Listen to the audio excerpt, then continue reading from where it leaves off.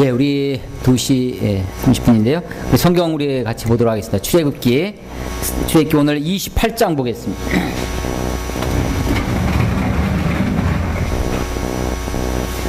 출애굽기 28장.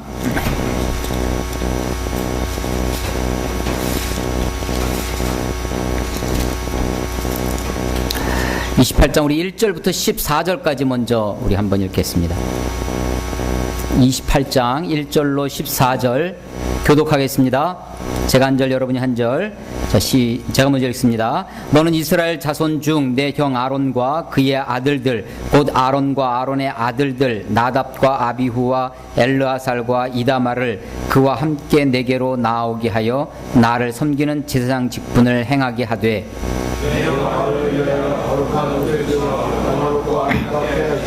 너는 무릇 마음에 지혜 있는 모든 자 곧 내가 지혜로운 영으로 채운 자들에게 말하여 아론의 옷을 지어 그를 거룩하게 하여 내게 제사장 직분을 행하게 하라.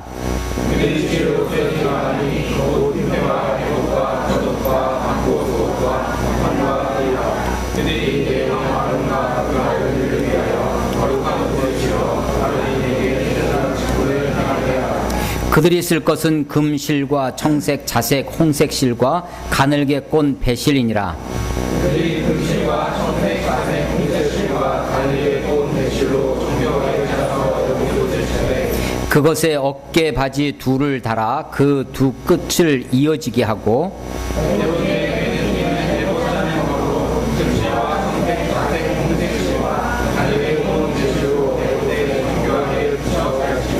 호마노 2개를 가져다가 그 위에 이스라엘 아들들의 이름을 새기되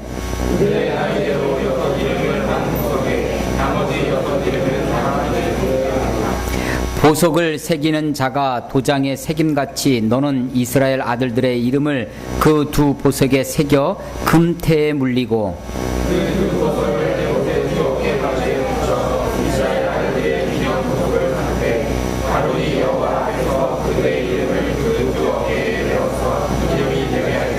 너는 금으로 태를 만들고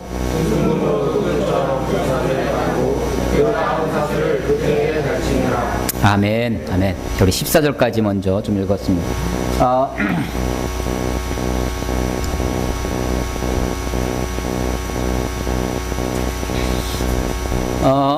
출애굽기에 우리 지난번 시간에 성막에 대해서 같이 25장부터 27장까지 같이 공부를 했습니다. 출애굽기는 1장부터 19장까지는 애굽에서 나와서 그러니까 출애굽하는 거죠. 출애굽해서 시내산까지 오는 이야기고요. 20장부터 마지막 40장까지는 시내산에서 있는 이야기인데 여기는 다시 크게 율법 이야기. 처음에 율법 이야기가 있고 두 번째 성막에 관한 이야기, 이게 큰 중심입니다.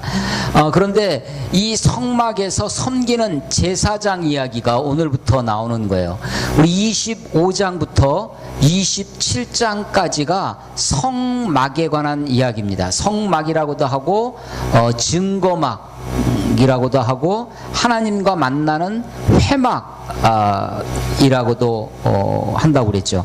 요 이야기를 우리가 지난번 출애굽기 시간에 했고, 오늘 28장부터 31장까지가 제사장이 이 성막에서 다루는 기구들에 대한 이야기가 나옵니다. 제사장은 오늘 1절에 보면 아론과 아론의 아들들 이야기가 나오는데, 한마디로 이 제사장은 이 세습이 되고 있는 거죠. 세습이 되고 있는 겁니다. 요즘은 또 조금 이렇게 잠잠해졌는데 한참 그 교회 세습 문제에 관한 이야기가 이렇게 많이 나오고 그럴 때 제가 어떤 목사님들 모임에 이렇게 갔죠. 목사님들 모임에 가서 이렇게 보니까 제가 올해 이제 쉬운 하나거든요. 근데 우리 그 목사님들 모임에 가면 제가 젊은 축에 속해요. 이제 교회도 이제 그렇게 된 거죠. 그런데 이제 그 모임에서 이렇게 하다가 세습 이야기가 나왔는데 세습을 옹호하시는 이야기들을 많이 하시더라고요. 그래서 제가 깜짝 놀랐어요. 사실은 내심 목사님들의 그 의식이나 관념이 그러시구나. 근데 이제 그 이야기 중에 논지 중에 첫 번째가 뭐였냐면 성서적이라는 거예요. 이 목회 세습을 하는 것이, 교회 세습이 성서적이다라고 하면서 주장하는 것이 바로 구약의 제사장들도 이렇게 세습하는 것이 아니냐라고 하는 거예요. 그래서 그 세습을 옹호하면서 옹호하면서 첫째가 성서적이다라고 하는데, 그게 이제 구약의 제사장 이야기를 한다고 하는 것이고, 두 번째가 이제 현실적으로 안정적이다. 이 교회가 분열이 되지 않고 안정적이다라고 하는 거예요. 근데 사실은 현실적인 것도 우리나라 교회 세습의 1호라고 할 수 있는 게 사실은 충현교회였습니다. 근데 그 아버지 목회자가 김창인 이분이 지난번에 그 세습 저기를 회개한다고 그러고 아버지와 아들도 싸웠어요. 그래서 막 법정 소송도 하고, 이 아버지 목사가 아들이 말을 안 들으니까 이 깡패들을 동원해서 테러도 하고 온갖 주태가 다 있죠. 근데 회개한다고 공식적으로 기자회견을 했는데, 사실은 그게 이제 정말 회개가 아니라 마지막으로 이제 아들한테 압박을 주기 위한, 물러나게 하기 위한 수단으로 그렇게 사용된 게 아닌가 생각되어지고, 결국은 그렇게 하고 나서 얼마 안 있어서 돌아가셨어요. 여간 그렇습니다. 그러니까 꼭 이게 현실적으로도 안정적인 게 아니다 라고 하는 것이에요. 이 현실적인 것은 뭐 여러 가지 경우의 수가 있으니까, 어디는 뭐 세습을 해서 잘 되는 데도 있지만 그것 때문에 교회가 분열되고 교회가 막 하는 수도 있으니까. 근데 이 성서적이라고 하는 것인데 구약의 예를 이렇게 들고 있는 거예요. 근데 사실은 이거는 성경을 잘못 해석하고 있는 거다라고 하는 거죠. 우리가 이제 기독교라고 하는 것은 기독이 그리스도교라는 거죠. 그리스도교, 기독이라는 말과 그리스도라는 말이 같은 말이라고 했어요. 우리 아까 이제 우리 재현 형제가 저기 할 때 보고할 때 우리가 일반적으로는 이렇게 얘기합니다. 기독교 안에 이 캐톨릭이라고 하는 천주교, 우리가 천주교라고도 하는 거, 이것을 캐톨릭이라고 하는 것이 있고, 이거를 다른 말로 구교라고 하는 거죠. 거기에 이제 여기서 종교 개혁을 한 개신교, 믿음을 고쳤다는 거죠. 개혁신앙을 하는 개신교, 이거를 프로테스탄트 라고도 하고 그냥 신교라고도 하고, 우리가 보통 교회 하면 이것을 개신교를 이야기를 하고, 성당, 우리가 이제 성당을 이렇게 얘기를 하는 거죠. 근데 종교학적으로는 다 이게 기독교 안에 들어갑니다. 기독교 안에. 이게 그리스도교예요. 그리스도교. 우리가 이 기독교라고 하는 것이 그리스도교인데, 그리스도교는 다른 말로 하면 어디, 구약과 신약 중에 어디에 중심이 있는 거냐면, 이거는 신약교회입니다. 신약교회예요. 신약에 제가 이런 그림을 이렇게 많이 그리는데, 구약이 있고 신약이 있다. 신약. 예수님을 기점으로 해서 구약에 어떤 사실을 있으면 이거를 예수님을 통과하지 않고 그냥 얘기하면, 신약이 없으면 이거는 성경을 잘못 이야기하는 겁니다. 잘못 이야기하는. 그러니까 구약을 구약 성경만 가지고 이야기하면, 구약 성경을 가지고 있는 종교가 하나가 유대교가 구약 성경을 가지고 있어요. 두 번째가 이슬람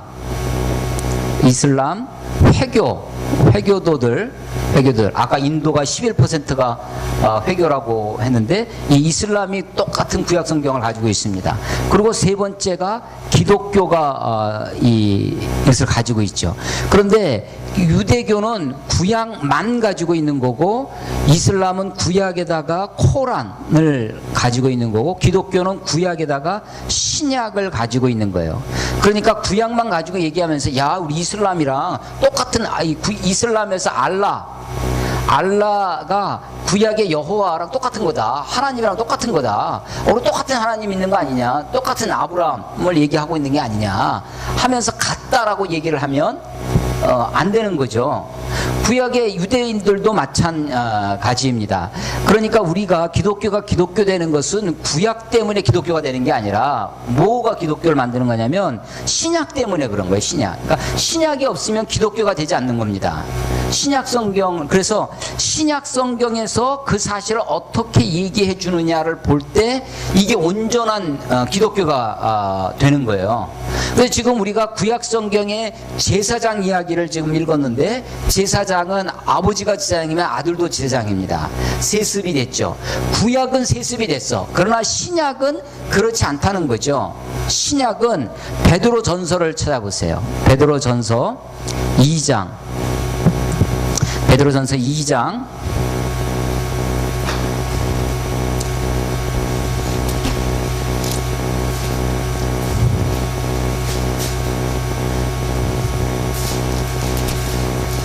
베드로전서 2장 9절 말씀.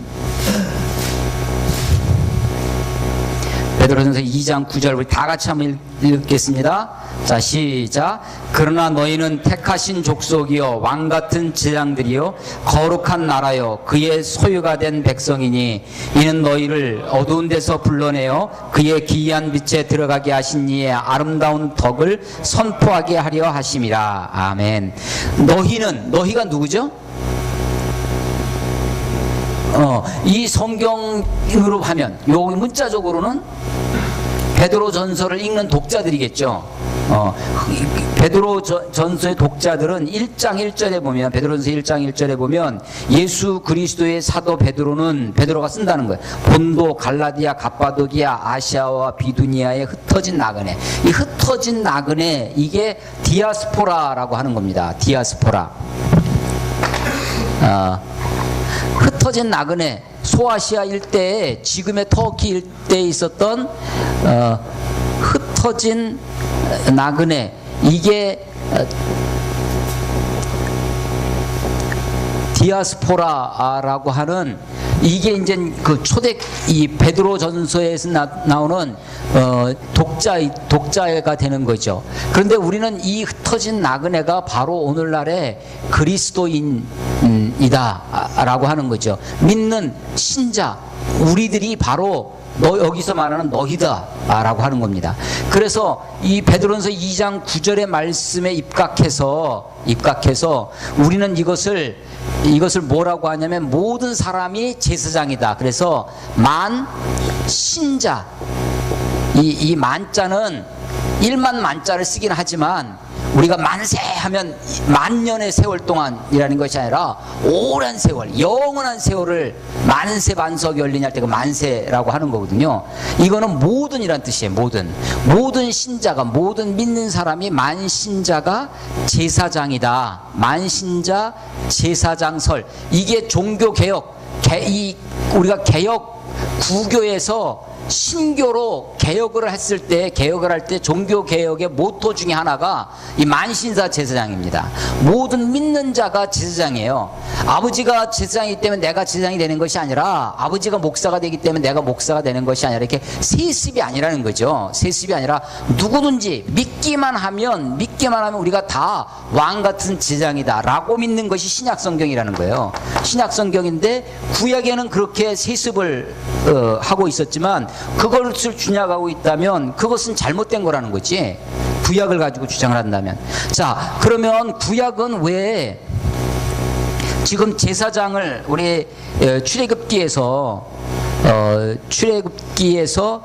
처음에는 구원의 이야기, 19장까지 이스라엘 백성들을 애굽에서 구원하시고 구원받은 백성들로 하여금 하나님이 어떻게 살아야 되는지 율법을 주시고, 근데 율법 아래에 있으면 다 죄인으로 드러나기 때문에 이 죄인들을 구원하시기 위해서 하나님이 알려주신 것이 성막이라고 하는 것입니다.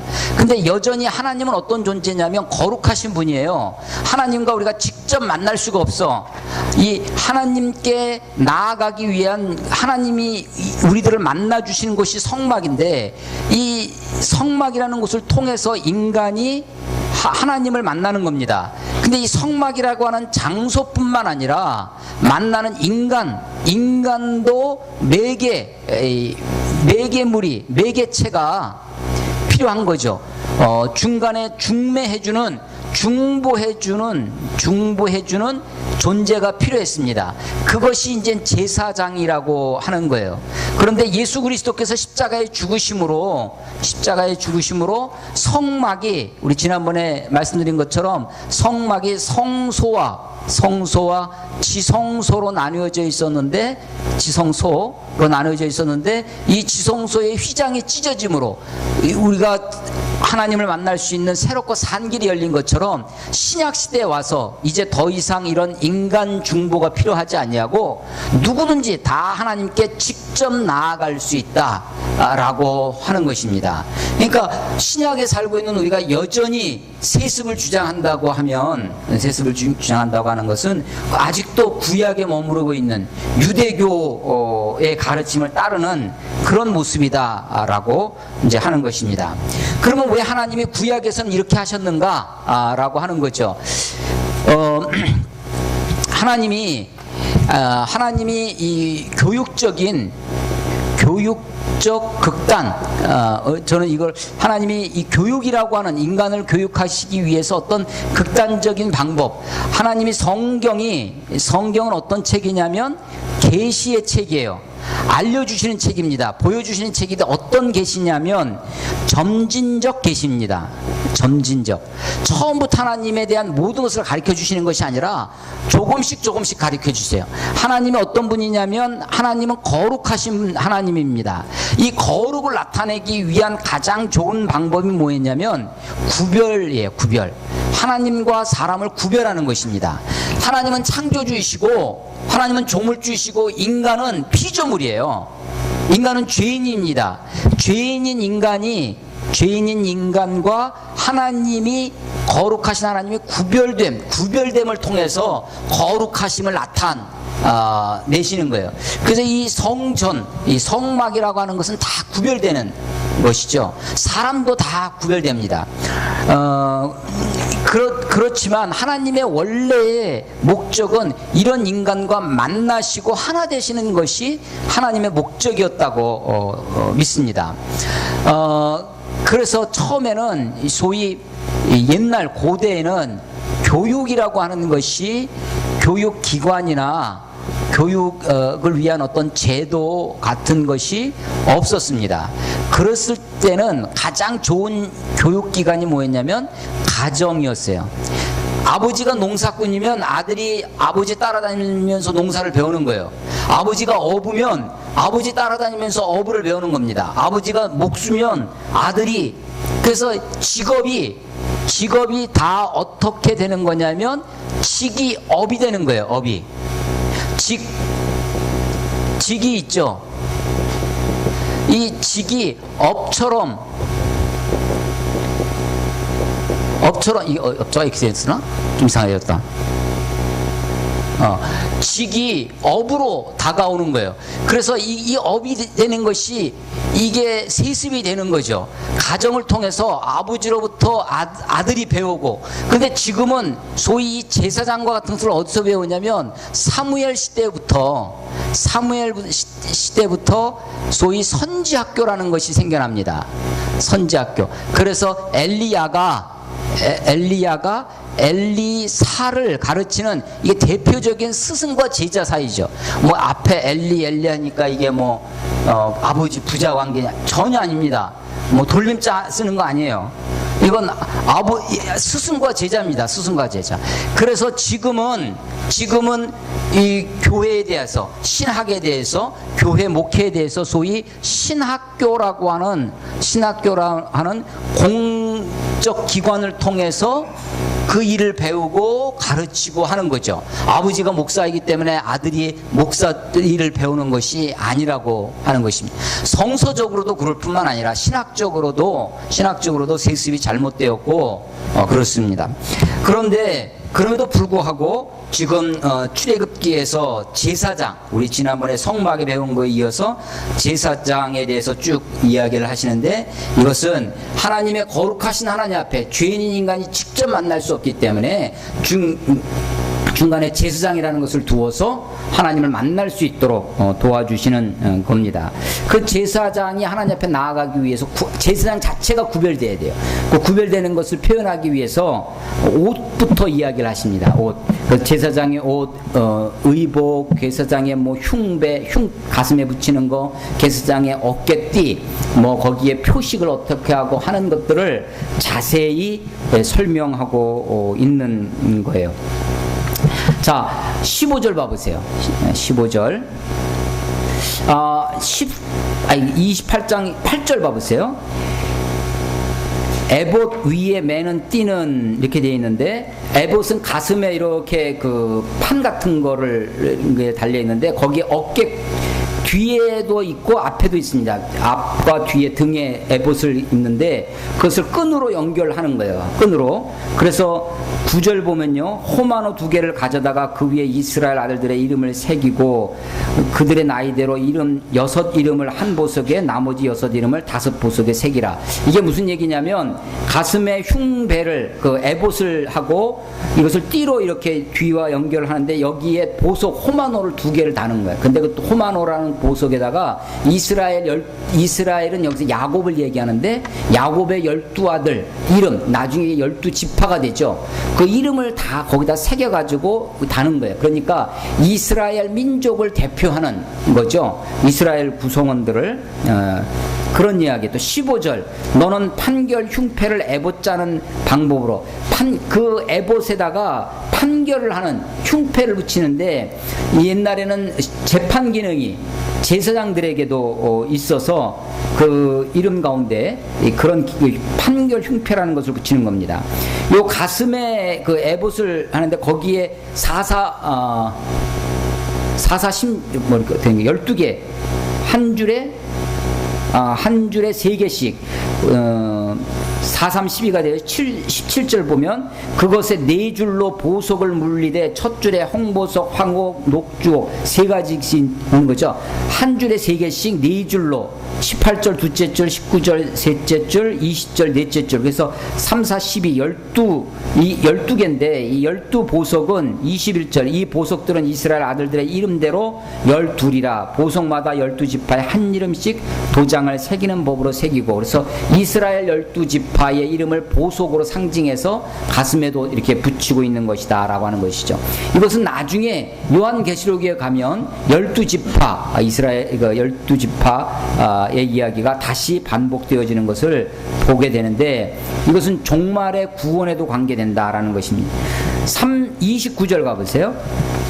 29절, 아론이 성수에 들어갈 때에는 이스라엘 12아들의 이름을 기록한 이 판결 흉패를 가슴에 붙여 여호와 앞에 영원한 기념을 삼을 것이라. 아론이 대제사장이 하나님 앞에 갈 때 이스라엘 12지파의 이름이 기록된 그 흉패를 가지고 들어간다는 거예요. 30절, 너는 우림과 둠밈을 판결 흉패 안에 넣어서, 이게 뭔지는 정확히 모르는데요, 판결 흉패 안에 속주머니 같은 게 있는 모양이에요. 그래서 거기다가 2가지를 넣고, 하나는 우림이고 하나는 둠빔이에요. 마치 이게 뭐와 같냐면 바둑알 있죠. 바둑알에 흑백, 검정돌, 흰돌. 그래서 이거 주머니 안에 이 바둑알 넣고 내가 하나를 딱 찍는데 흰색이 나오면 네가 이기고 검정색이 나오면 내가 이기는 거다. 이런 게임 할 수 있잖아요. 그런 것처럼 하나님의 뜻을 묻습니다. 판결을 하기 위해서 제사장이 하나님 앞에 물어보고 하나님의 뜻이 어디 있는지, 우림이 나오면 예스, 둠빔이 나오면 노. 근데 몰라.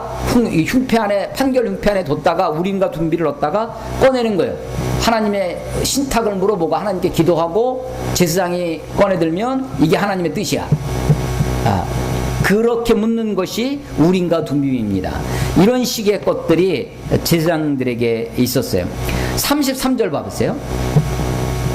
그 옷 가장자리, 옷이 이제 이런 제사장 옷이 있으면 끝에 가장자리에다가 가장자리 돌아가면서 청색, 자색, 홍색 실로 석류를 수놓고 금방울을 간격을 두어 달게 하되. 뭘 달았어요? 금방울을 다는 거예요. 그러면 무슨 소리가 나겠어요? 방울 소리 나지. 금 소리 나는 게 아니고 방울 소리, 금방울을 다는 겁니다. 근데 금방울은 35절 봐보세요. 35절. 아론이 입고 여호와를 섬기러 성소에 들어갈 때, 성소에서 들어갈 때와 성소에 나올 때 그 소리가 들릴 것이라. 그리하면 그가 죽지 아니하리라. 그 금방울 소리가 나면 그것을 사는 거예요. 근데 지성소에 들어갈 때 제사장이 자기 죄를 회개하지 않고 죄 있는 모습으로 들어가면 제사장이 죽었습니다. 그럼 소리가 나지 않겠죠. 움직이지 못하니까. 그러면 그 소리가 안 나는 것을 보고 제사장이 죽었다는 것을 알고 끄집어냅니다. 근데 끄집어낼 때 또 멀쩡한 사람이 들어가면 그 사람도 죽는 거야. 그러니까 어떻게 해요? 제사장들이 옛날에는 발에다가 밧줄을 메고 들어갔다고 그래요. 그래서 죽으면 그걸로 잡아 당겨서 끄집어내는 거죠.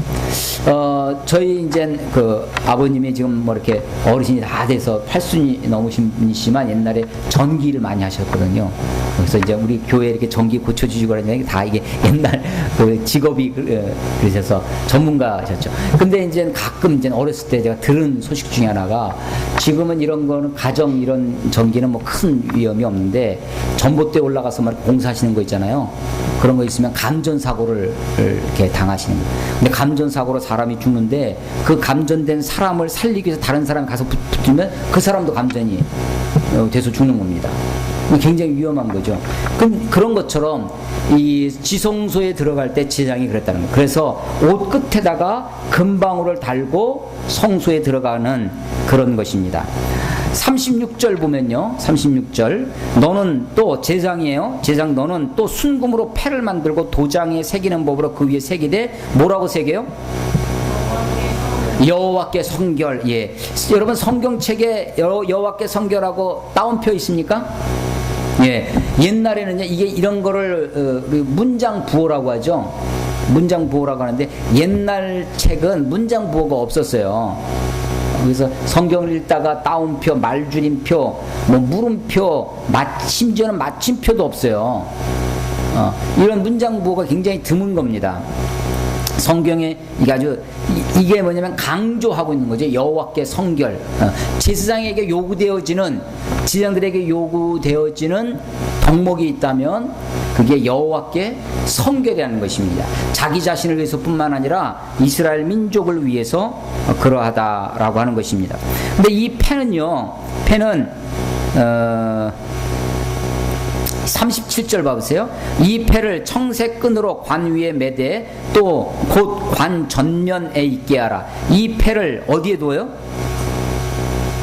아론의 이마에 두어 그가 이스라엘 자손을 거룩하게 드리는 성물과 관련된 직책을 담당하게 하라. 이 패가 아론의 이마에 늘 있으므로 그 성물을 여호와께서 받으시게 됨이라. 그래서 아론의 이마에 여호와께 성결이라고 하는 패를 달다는 거죠. 이것은 나중에 신명기에 가면 이스라엘 민족에게도 요구되어지는데 머리에 이렇게 관을 만들어서 까맣게 성냥각 비슷한 상자를 만들어서 거기다 그 성경 말씀을 기록합니다. 그리고 그 관에다가 상자에다 집어넣고 그 관을 띠로 해서 머리에 묶어요. 하나님의 말씀을 머리에 둔다라고 하는 상징인 거죠. 손목에도 맵니다. 하나님의 말씀을 손목에도 매고 그렇게 하는 거예요. 이게 이제 제사장들의 모습입니다. 이런 성결의 모습이 어디까지 나타나냐면 40절. 너는 아론의 아들들을 위해 속옷을 만들어. 여러분 우리 현대인들이 속옷을 다 입는데 이 속옷은요 그렇게 오래된 것이 아닙니다. 제가 알기에는 한 200년도 안 됐다고 그렇게 되고요. 옛날 사람들은 다 속옷 안 입었죠. 속옷 없이 살았어요. 그런데 이 제사장은 속옷을 입게 되어 있습니다. 41절에 보면요, 너는 그것들로 내 형 아론과 그와 함께 한 그 아들들을 입히고 그들에게 기름을 부어 위임하고 거룩하게 하여. 자, 제사장들을 위임하는, 그들에게 제사장의 권위를 입히는 방법 중에 하나가 기름을 붓는 거다라고 하는 것이다.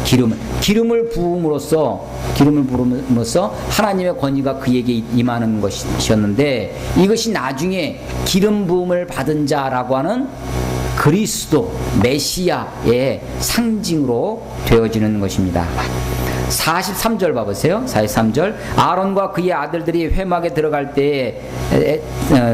때에나 제단에 가까이하여 거룩한 것을 섬길 때에 그것들을 입어야 죄를 짊어진 채 죽지 아니하리니. 그러니까 거룩한 속옷, 구별된 속옷을 입어야 된다고 하는 거죠. 그게 이제 42절, 그들로 위하여 배로 속바지를 만들어 이런 것들을 통해서 본인 자신이, 제사장 자신이 거룩하게, 겉옷뿐만 아니라 속옷까지 그런 거룩함, 죄를 가리고 들어가야 한다라고 하는 것입니다. 지금도 캐톨릭은 옷을 이렇게 신부 옷을 입고 있죠. 개신교도 소위 목사 가운이라는 것이 있습니다. 그래서 아마 목사님들 이렇게 가운을 많이 입고 하는 것을 볼 수 있는데, 그런 것을 통해서 이제 신분을 구별을 한다고 하면 그것은 반대입니다.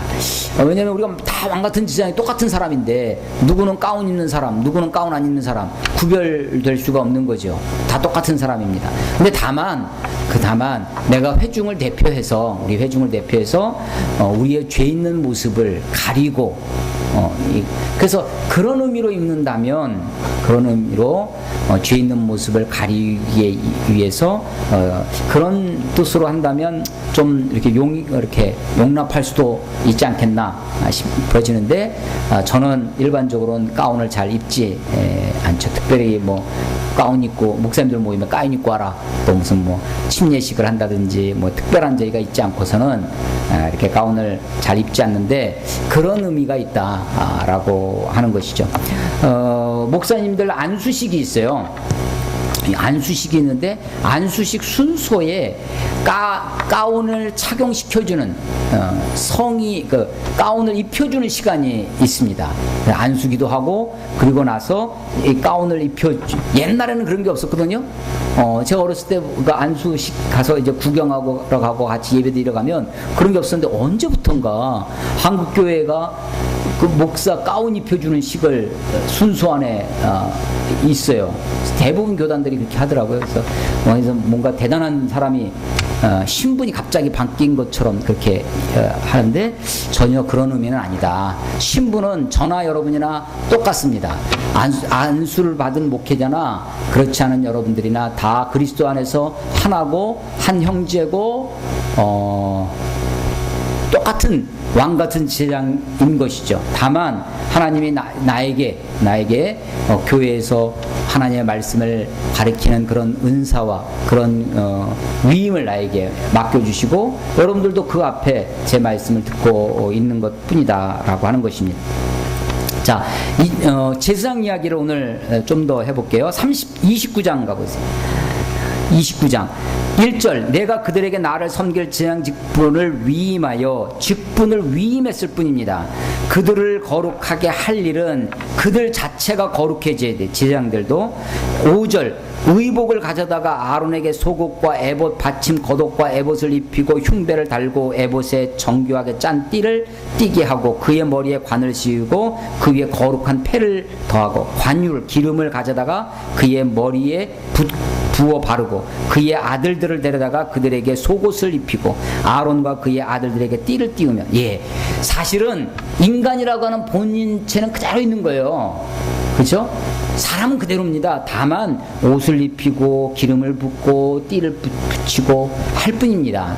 본질은 제사장이나 제사장 아닌 사람이나 다 똑같지만 기능상 어떤 목적을 위해서 구약에도 하나님이 그런 아론의 그 자손들을 구별하고 그 아론들에게 그들에게 옷을 입히고 띠를 띄우고 관을 씌우고 직분을 맡겨주는 것뿐이다라고 하는 것입니다. 그런데 그들을 위해서 하나님 앞에 이 거룩하게 하는 제사장 위임을 하는데 10절 보시면 29장이에요. 29장 10절. 너는 수송아지를 회막 앞으로 끌어오고 아론과 그의 아들들은 그 송아지 머리에 안수할지며 너는 회막문 여호와 앞에서 그 송아지를 잡고 그 피를 내 손가락으로 제단 뿔에 바르고 그 피 전부를 제단 밑에 쏟을지며. 이건 뭐냐면 제사장 자신들을 위해서 거룩하게 하는 속죄제를 드려야 되는 것입니다. 그래서 그들에게 안수할 뿐만 아니라 그 기름을 부을 뿐만 아니라 송아지를 잡아다가 송아지에도 안수해서 그를 죽여요. 그래서 그 피를 손에다 묻혀서 제단 뿔에 바르고 제단 밑에 뿌리고 그리고 제단 위에다가 부어서 그리고 나머지 내장들 14절 보면 그 소의 고기와 가죽과 똥을 진 밖에서 불살라. 이는 속죄제니라. 제사장 자신도 속죄가 필요한 것이야. 그런데 히브리서에 가서 보면 이제 예수님이 우리의 영원한 대제사장이 되시는데 그는 양의 피로 소의 피로 하지 아니하고 자신의 몸을 해서 더 이상 이런 속죄가 필요 없는 거죠. 인간은 대제사장, 내가 아무리 목사라고 해도 목사인 저 자신도 하나님 앞에 죄인이고 날마다 내 자신을 정결케 할 존재이죠.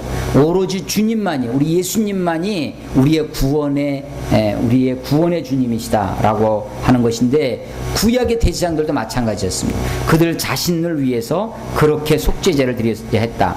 29장 15절 너는 또 순양 한 마리를 잡고 19절 너는 다른 순양을 택하고 20절 자 이게 좀 특별한 건데요. 너는 그 순양을 잡고 그것의 피를 가져다가 아론의 오른쪽 어디요? 귓뿌리와 그의 아들들의 오른쪽 귓뿌리에 바르고 그 오른손 엄지와 오른발 엄지에 바르고 그 피를 제단 주위에 뿌리고. 좀 약간 특이한 장면이 나오는데 대제사장들 제사장과 그의 아들들에게 귓뿌리에 피를 바르는 거예요. 오른쪽 귓뿌리에 그리고 이 오른손 엄지 오른발 엄지에 피를 바릅니다. 그래서 피를 이 귓뿌리에 바르는 거예요. 왜 그럴까요? 제사장들에게 요구되어지는 것 중에 하나가 아마도 이 귀가요. 귀가 이 듣는 것이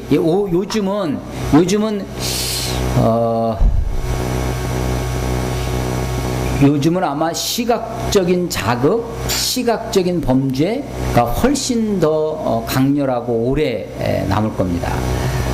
그런데 옛날에는 유혹이 이 귀로 온다고 생각을 많이 했어요.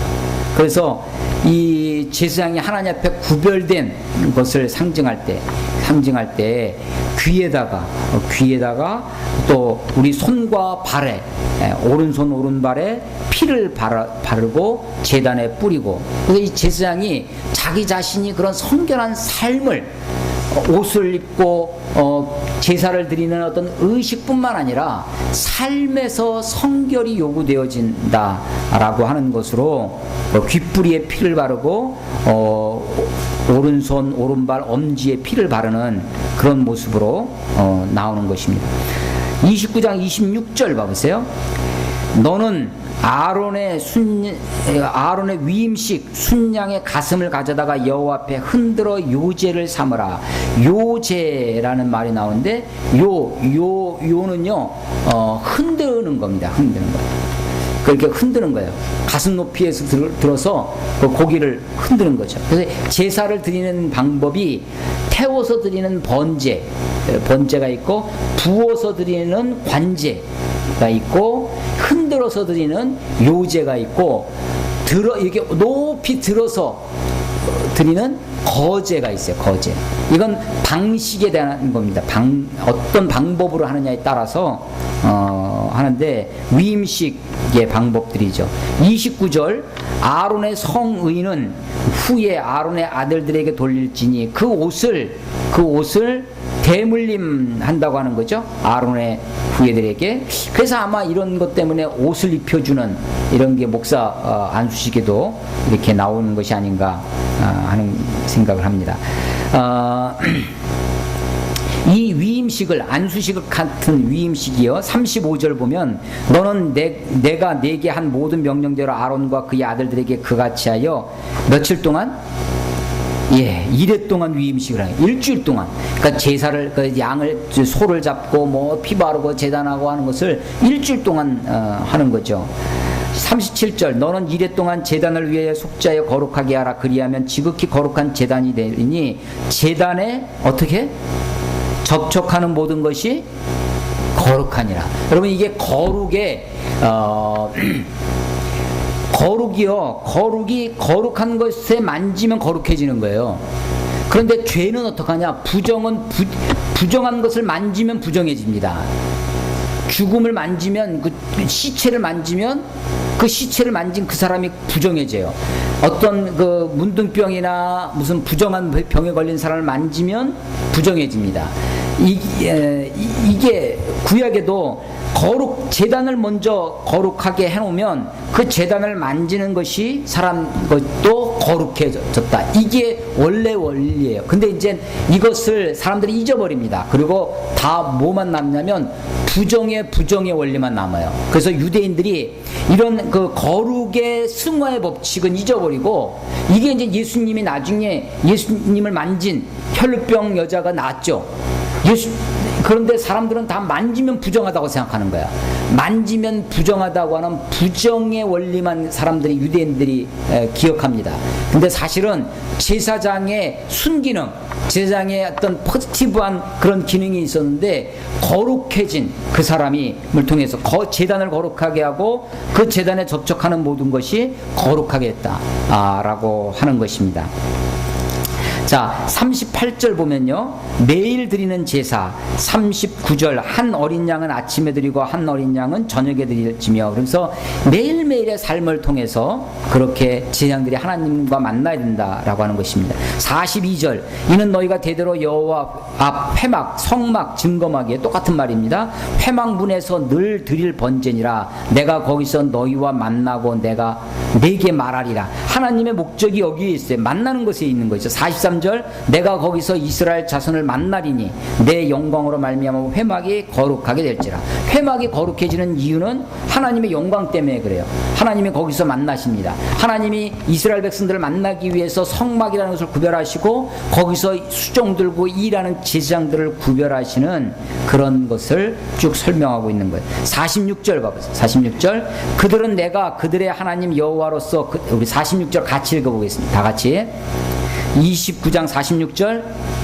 자, 시작. 그들은 내가 그들의 하나님 여호와로서 그들 중에 거하려고 그들을 애굽 땅에서 인도하여 낸 줄을 알리라. 나는 그들의 하나님 여호와니라. 아멘, 아멘. 하나님 우리를 구원하신 이유가 어디 있겠어요? 우리를 구원하시고 나서 우리와 하나님이 교제하기 위해서를 원하시는 것이죠. 하나님이 이스라엘 백성들을 애굽에서 건져내셨어요. 건져내신 다음에 뭐 하시려는 거예요? 그들과 만나기를 원하시는 거죠. 교제하시는 거죠. 근데 그 만남, 교제의 장소로 만드신 곳이 성막이다. 구원의 목적은 어디 있어요? 만나는 것에 있어요. 만나는 것을 좀 다른 말로 하면 교제에 있는 겁니다. 교제. 우리 고린도전서를 한번 찾아보세요. 고린도전서 1장. 고린도전서 1장. 고린도전서 1장. 1장 9절 말씀. 1장 9절. 1장 9절 같이 읽어보겠습니다. 시작. 너희를 불러 그의 아들 예수 그리스도 우리 주와 더불어 교제하게 하시는 하나님은 미쁘시도다. 아멘. 너희를 불러, 우리들을 부르셨어요. 하나님 우리를 부르십니다. 부르셔서 그의 아들 예수 그리스도 우리 주와 더불어, 예수님과 더불어 교제하게 하신 하나님. 하나님이 우리는 우리 스스로는 죄인이야. 그래서 나 스스로는 하나님께 나아갈 수가 없어요.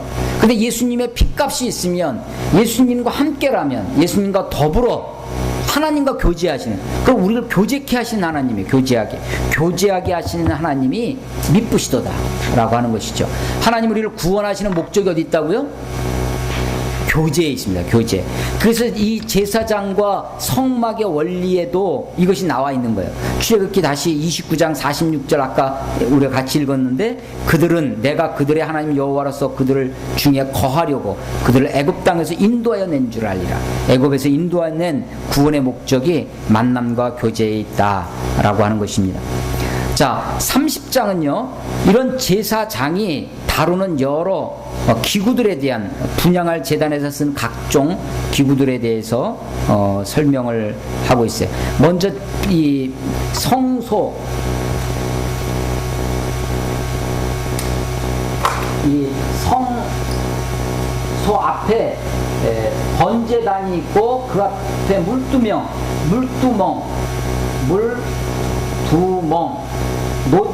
다른 말로 롯데야라고도 하는 것이 있고, 그 밑에 번제단이 있습니다. 번제단.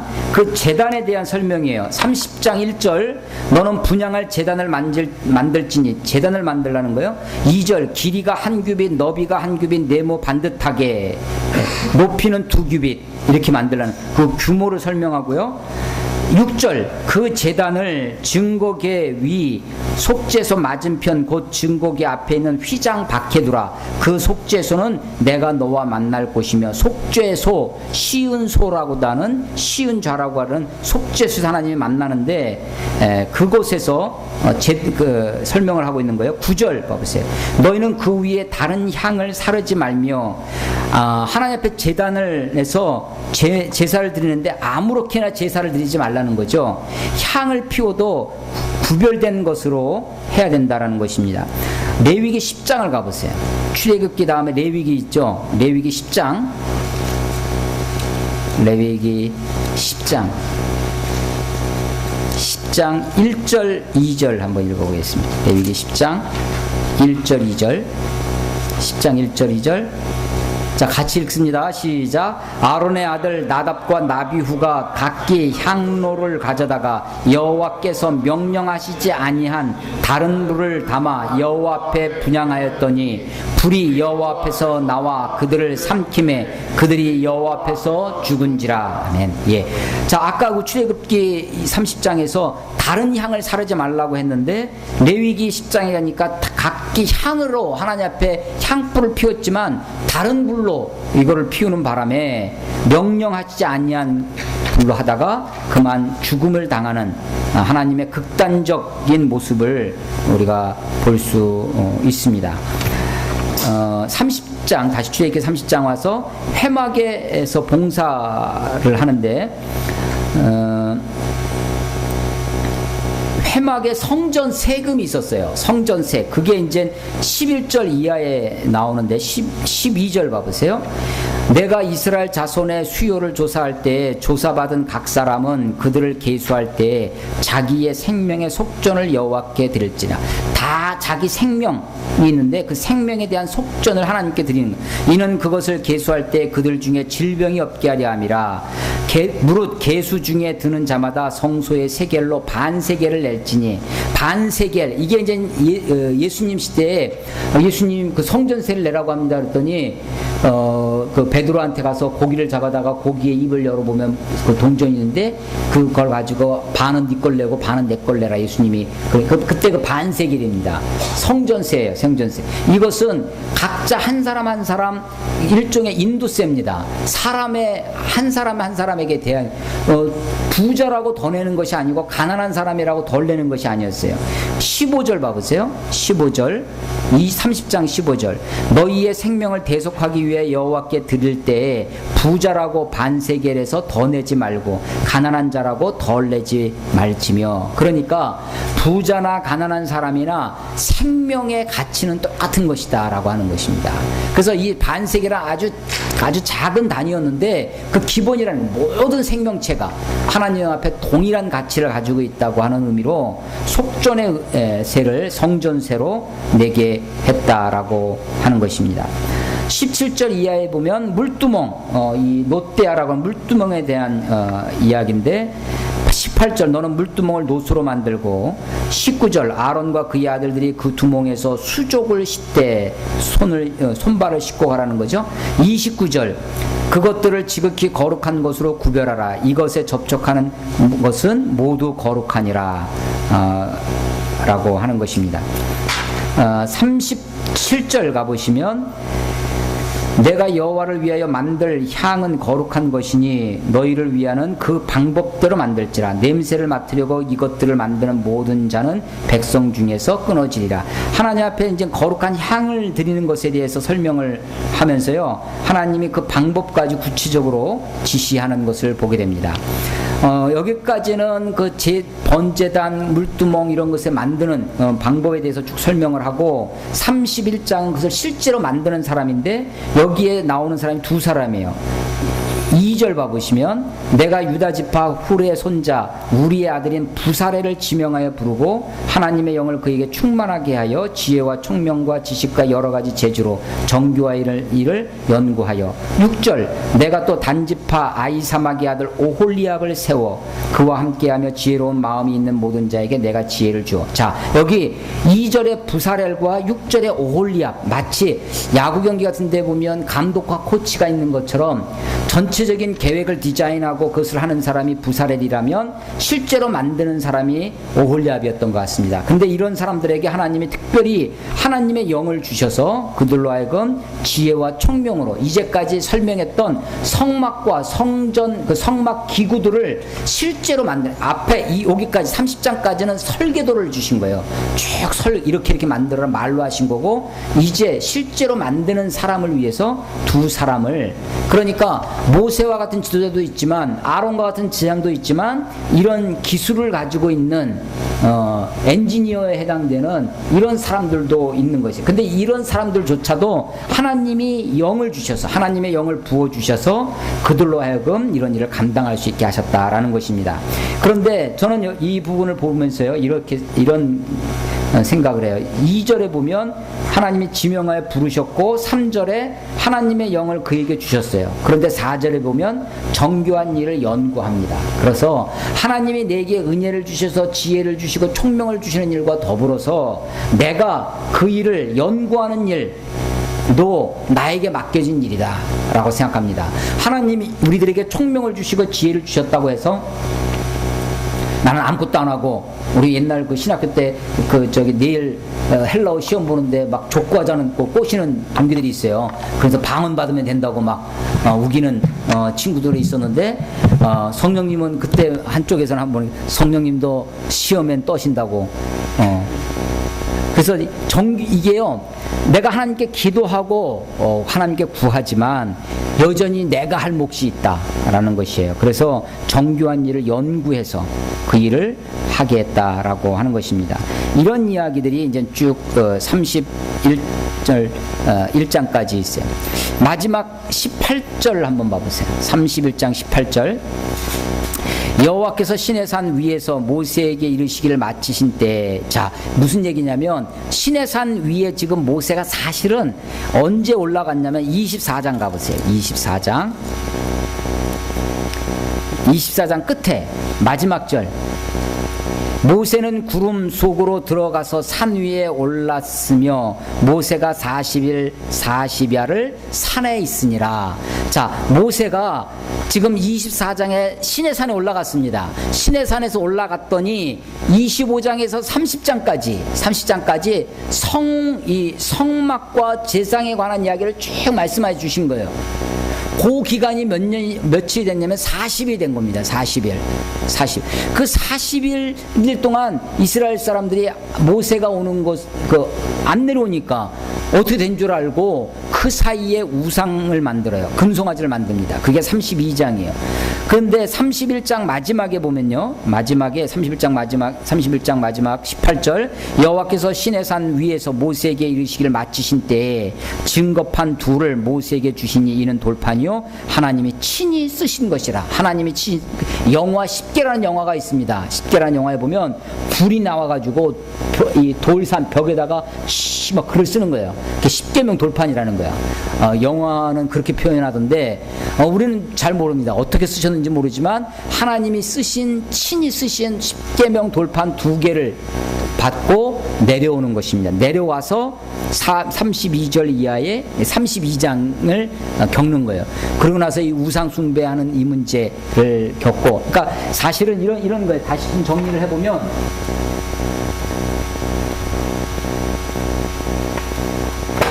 자, 시내산이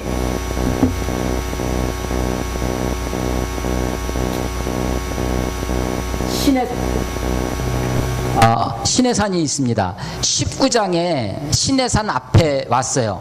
20장에서 23장까지 율법에 대해서 이야기를 합니다. 이것도 율법이 실제로 주어지기 전에 너희들에게 율법이 이러이러한 것을 주겠다, 일종의 예고를 하시는 거예요. 그때 백성들이 예, 우리 좋습니다, 다 그 율법대로 행하겠습니다 라고 일종의 가계약을 했어요. 하나님과 가계약을 해서 이 언약, 율법이라고 하는 언약을 체결하기 위해서 모세가 이제 올라갑니다. 이게 24장이에요. 올라가는 거예요. 올라가서 여기서 25장부터 30장까지 올라갔더니 하나님이 그들에게 성막에 대한 설계를 쭉 설명하시고, 성막과 지금 오늘 이야기한 제사장에 관계된 규례들, 이런 것들을 쭉 말씀하신 거예요. 그랬더니 31장까지 그러고 나서 보니까 율법이 이들에게 주어지기도 전에 32장에서 우상 숭배하는 겁니다. 우상 숭배에서 이 율법이 이스라엘 백성들에게 주어지기도 전에 그들은 율법을 파기해 버리죠. 율법을 깨트리는 범법자가 되는 것입니다. 그래서 그것을 미리 아시고 그들의 죄를 사해 주시는 속죄의 길을, 성막을 열어두신 것입니다. 그래서 이 우상숭배와 관계돼서 34장까지가 우상숭배와 그 이후의 그 이야기, 그 다음에 35장부터 40장까지는 실제로 이 성막을 제작하는 이야기입니다. 이게 실제로 이어서 하나님이 성막을 지으시고 그 성막을 중심으로 하나님이 그들과 함께 하신다는 이야기가 뒷부분에 이렇게 되어지는 것입니다.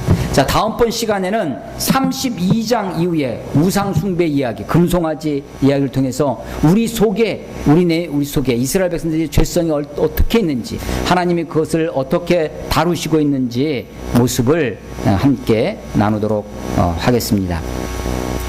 자, 혹시 질문 있는 분 있어요? 질문. 자, 이거 조금 재미가 좀 덜한 부분이라 제가 28장부터 한꺼번에 오늘 다 했습니다. 자, 우리 기도하고 그러면 마치겠습니다.